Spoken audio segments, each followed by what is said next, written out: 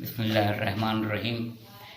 ये आज की जो मैं क्लिप बना रहा हूँ, मैं कोशिश ये कर रहा हूँ कि जो लोगों को वजूद को जानने का इश्तियाक़ व शौक़ हो कि वजूद में और मौजूद में फ़र्क क्या है, मतलब मौजूद और वजूद का आपस में लिंक क्या है। तो उनके लिए मैं यही कहूँगा कि अगर उनकी ख्वाहिश है कि कोई चीज़ को वो यानी कोई नई चीज़ उनके मालूमात में आए, तो मैं नहीं कहता हूँ, मुझसे भी बड़े पढ़े लिखे क्वालिफाइड एक्सपीरियंस होल्डर मौजूद हैं, मैं नहीं कहता हूँ, मगर शायद कि उतर जाए तेरे दिल में मेरी बात। बात असल में ये है कि इस मुख्तसर तरीन क्लिप के अंदर और मुख्तसर वक्त के अंदर कि जो लोगों का ज़्यादा टाइम ना ले सके और मफ़हूम भी आपके ऊपर आश्कार हो जाए। देखिए, 3 चीज़ों का मजमुआ है इंसान। मैं डिटेल में नहीं जाऊंगा, बिल्कुल डीप में नहीं जाऊंगा। डीप में इंसान जाता है तो पता नहीं एक ज़ाहिर के 70 बातें हैं, तो आदमी कहाँ से कहाँ निकल जाएगा, फिर मुश्किल हो जाएगी।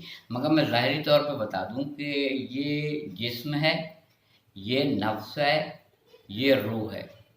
जिस्म को और रूह को जो चीज़ जोड़ती है उसका नाम है नफ्स। पूरे कुरान मजीद में ये नहीं है कि जिस्म को मौत आएगी, पूरे कुरान मजीद में ये नहीं है कि रूह को मौत आएगी। कुरान मजीद में अगर ये है तो ये है कि बिस्मिल्लाहिर्रहमानिर्रहीम, कुल्लु नफ्सुन ज़ाइक़तुल मौत। हर नफ्स को, जो शय भी नफ्स रखती है उसको मौत आएगी। तो ये जिस्म और रूह जो एक दूसरे से जुड़े हुए हैं, ये नफ्स की वजह से। जैसे ही नफ्स ने मौत का जायका चखा, ये अलग टॉपिक है, जायका कड़वा भी होता है, फीका भी होता है, मीठा भी होता है। जैसे अमाल वैसा जायका, जैसा अमाल होगा जायका मौत का वैसा ही मिलेगा।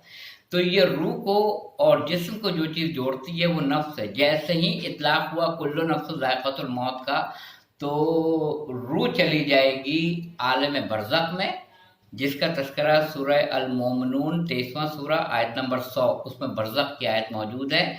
वो आर्जी मुकाम, दुनिया भी है आर्जी मुकाम, और उसके बाद बरज़ख भी है आर्जी मुकाम। अच्छी अरवा अपने आमाल के दर्जों से मुख्तलिफ दर्जों के ऊपर होंगी बरज़ख में, और बुरी अरवा, बुरी रूहें अपने बुरे आमाल के सबब मुख्तलिफ दर्जों के ऊपर बरज़ख में होंगी। और बरज़ख में साफ साफ ये लिखा हुआ है, हुज़ूर सल्लल्लाहु अलैहि वसल्लम और अमीरुल मोमिनीन हज़रत अली करमल्लाहु वजहहु इरशाद फरमाते हैं कि क़यामत के रोज़ मैदान हशर में ज़ात रसूल खुदा जो मुकाम महमूद पे जलवा अफरोज़ होंगे, वो तो होंगे ही होंगे, मगर बरज़ख से बचने की खुद कोशिश करना। तो जिस्म चला जाएगा ज़मीन के नीचे, जैसे मुसलमान दफन करते हैं, जैसे अंग्रेज़ उसको ताबूत में रख के दफन कर देते हैं। अब आप ये पूछेंगे, कुछ ऐसे हैं जो गिद्ध को खिला देते हैं, कुछ ऐसे हैं जो उसको जला देते हैं और उसकी राख को पानी में बहा देते हैं। उसके लिए भी कुरान मजीद ने वाक़या कोट किया है कि हज़रत इब्राहीम अलैहिस्सलाम ने ये कहा, परवरदिगार तू मारने के बाद दोबारा कैसे ज़िंदा करेगा। तो वो उल अज़्म नबी जिनको सहीफ़ा इब्राहिमी मिला हुआ है, जिनको लिन्नास इमामत मिली है, इंसानियत का इमाम अल्लाह ने बनाया, जिनको इतनी बड़ी कुर्बानी देने के बाद, जिस पे आपने कहा अना अव्वलुल मुस्लिमीन, सबसे पहला मुसलमान मैं हूँ, इतना कुछ होने के बाद क्या उनको जिस हज़रत इब्राहिम ने सूरज की नफ़ी की, चाँद की नफ़ी की, सितारे की नफ़ी की, कि जिस चीज़ को गुरूब हो जाए वो रब नहीं हो सकता, ये खुद को जानने के लिए नहीं, हमें बताने के लिए।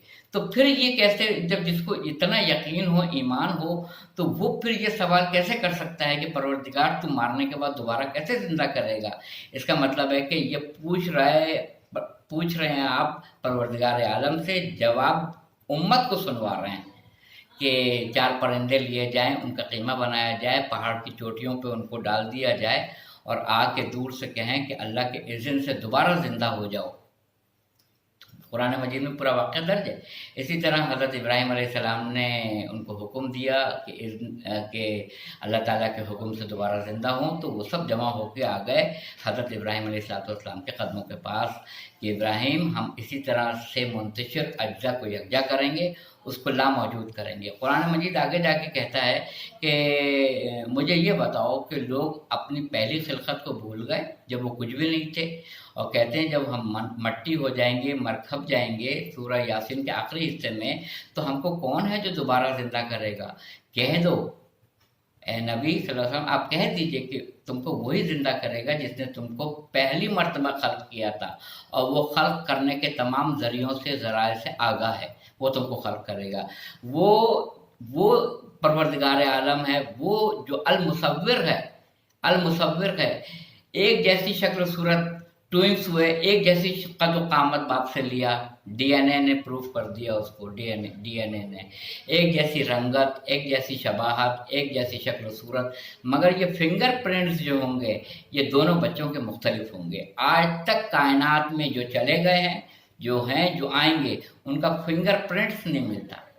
वो कैसा अहसनुल खालिकीन है, कैसा अल मुसव्विर है जो इस फिंगर प्रिंट्स को मुख्तलिफ बनाता है कोई ऐसा बनाने वाला?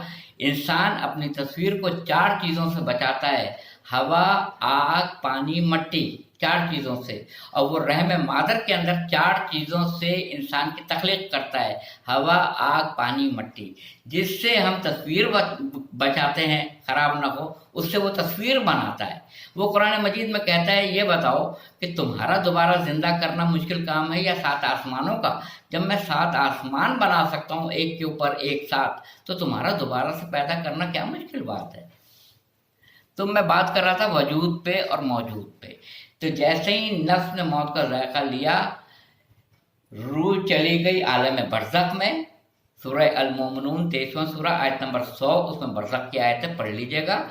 जिस्म चला जाएगा नीचे, जो कफन पहना के रखे गए हैं वो एक तरफ होंगे, जो संदूक में वो दूसरी तरफ होंगे, और तमाम मुंतशिर अज्जा को वो दोबारा जिंदा करेगा।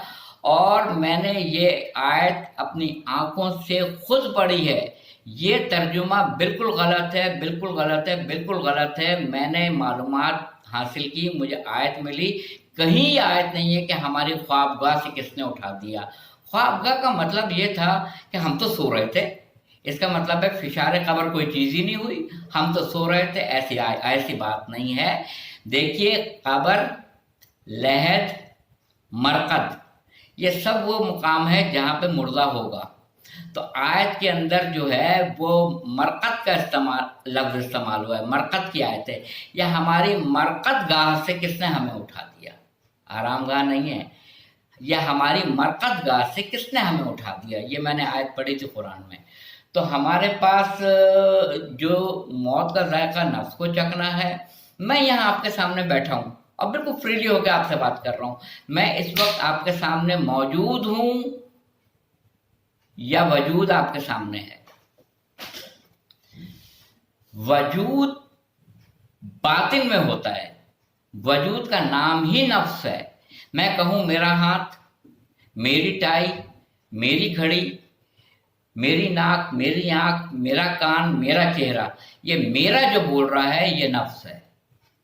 तो किसी को अपना नफ्स नजर आया आज तक? किसी ने आके ये बताया कि उसने अपने नफ्स को देख लिया है?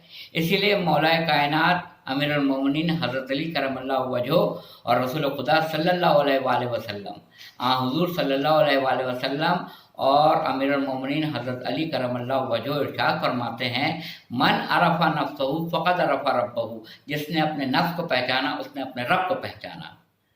तो आप अपने नफ्स को तो सारी ज़िंदगी पहचान नहीं पाते हैं, और दूसरे को कंट्रोल करने के चक्कर में और कब्जे में करने के चक्कर में ज़िंदगी आप गुजार देते हैं। अपने नफ्स को जो काबू में ना कर सके वो दूसरे को क्या काबू में करेगा? तो इस वक्त मेरा वजूद है आपके सामने। अगर मैं किसी महफिल में बैठ जाऊं तो मैं वहाँ मौजूद हूँ, मैं आपके सामने स्क्रीन पे मौजूद हूँ। वजूद कहाँ है? वजूद आपको नजर आ रहा है मेरा? नफ्स जब बच्चा पैदा होता है, शिकम मादर से बाहर आता है, तो नफ्स लेके आता है जब वो बचपने को क्रॉस करता है, नौजवानी में जाता है, तो नफ्स मौजूद होता है। जब वो जवानी में कदम रखता है, नफ्स मौजूद होता है। जब बुढ़ापे में जाता है, नफ्स मौजूद होता है। क्या नफ्स का भी साइज बढ़ता जाता है? यानी लड़कपन का नफ्स इतना सा होगा, और नौजवानी का नफ्स इतना बड़ा होगा, और जवानी का नफ्स इतना बड़ा हो चुका होगा, और बुढ़ापे का इतना बड़ा हो गया होगा। ऐसा नहीं है। आपका वजूद बड़ा होता चला जाएगा। आप पहले 6 महीने के थे, फिर 1 साल के हुए, फिर 2 साल के हुए, फिर 5 साल के हुए, फिर 10, 20, 15, 20, 25, इसी तरह आप साल बर साल बढ़ते चले जाएंगे। पता चला कि इतना सा बच्चा 6 फीट का जवान नौजवान हो गया। तो आप जो मौजूद हैं वो बढ़ रहा है। आपका आपका नफ्स नहीं बढ़ रहा है। आपकी प्रेजेंटेशन जो सबके सामने हो रही है वो बढ़ रही है। आप मौजूद जो है वो बढ़ता है। मौजूद, एक एक बांसुरी ली आपने, बांसुरी बजाई, इस मुंह से आवाज निकाली, आवाज यहाँ से आई, आपने सुन के कहा क्या बेहतरीन आवाज है। तो क्या आप इसी को समझेंगे कि क्या इसी से आवाज निकली है? नहीं, आवाज निकली है मुंह से, जो मैंने यहाँ पे। तो आवाज निकलते हुए मुंह को कोई नहीं देखेगा कि कहाँ से आवाज किस तरह निकल रही है। आवाज जब यहाँ से बाहर आएगी वो मौजूद होगी, आवाज मौजूद होगी। जैसे हमारा पैकर मौजूद है और हमारी आवाज पसे पुष्ट बातिन में है, वो किसी को नजर नहीं आ रही है। जाहिर में हमने अपने अपीयरेंस को संवारा, हमने मुंह हाथ धोया, शर्ट पहनी और जनाब लिबास तब्दील किया, घड़ी पहनी, मोबाइल अच्छा सा रखा, गाड़ी बंगला सब कुछ हमारे पास है। ये ऐसी चीज़ है जो आपको नज़र आ रही है, मगर अंदर भी तो एक चीज़ है जिसका नाम है रूह। खबरदार कोई सजदे में नहीं गिरेगा, कोई नहीं गिरेगा। अभी मैंने पुतला बनाया है, जब मैं रूह डाल दूं, कहीं पे नहीं है, जब मैं अपनी रूह डाल दूं, मेजॉरिटी बोलती है, मगर जब मैं इसमें रूह डाल दूं तो तुम सब सजदे में गिर जाना। सब मलाइका सजदे में गिर गए इल्ला इबलीस। पहला सवाल तो ये है कि इबलीस इंसानियत को गुमराह करेगी। अर्श के ऊपर पहला मार्का तो अर्श पे हुआ था, फर्श पे थोड़ी हुआ है, अर्श पे हुआ है। उसने कहा कि मैं सजदा नहीं करूंगा, आप अफजल है इस मट्टी से। तो इबलीस को किसने बहकाया? इबलीस को किसने गुमराह किया? इबलीस तो पूरी कायनात को गुमराह करेगी। जब आदम अलैहिस्सलाम, बीबी हव्वा सलामुल्लाह अलैहा जमीन पे आएंगे और इबलीस भी जमीन पर आएगा, तो गुमराह करने का सिलसिला हाबिल काबिल का स्टार्ट होगा। वो तो जमीन पर होगा ना, मगर ये अर्श के ऊपर जो पहला मार्का हुआ है कि इबलीस को, जो जिनों में से था, और उसने कोई गोशा ऐसा नहीं छोड़ा था जहां अल्लाह को सजदा ना किया हो। और वो इतना सजदा किया उसने कि तारीख में मिलता है कि उसको फरिश्तों के सब में लाके अल्लाह ताला ने खड़ा किया। क्या अल्लाह ताला को पता नहीं था कि एक दिन वो सजदा नहीं करेगा और हुक्म से इनकार कर देगा? अल्लाह को नहीं पता था।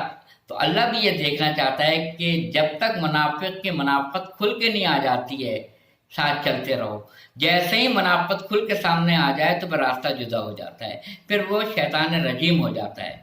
फिर उसको कहा जाता है ज़मीन पे उतर जाओ। तो उसने कहा मैं आगे से, पीछे से, दाएं बाएं से तेरे बंदों को गुमराह करूंगा। इतना गैब तो इबलीस भी जानता था कि सिरात मुस्तकीम किधर है। तभी तो उसने कहा था कि मैं सिरात मुस्तकीम पर बैठकर बहकाऊंगा। सिरात मुस्तकीम का रास्ता हम मोमिनीन को नहीं पता है, हम इंसानों को, कलमा गुओं को सिरात मुस्तकीम का रास्ता नहीं पता है, मगर इबलीस को पता है।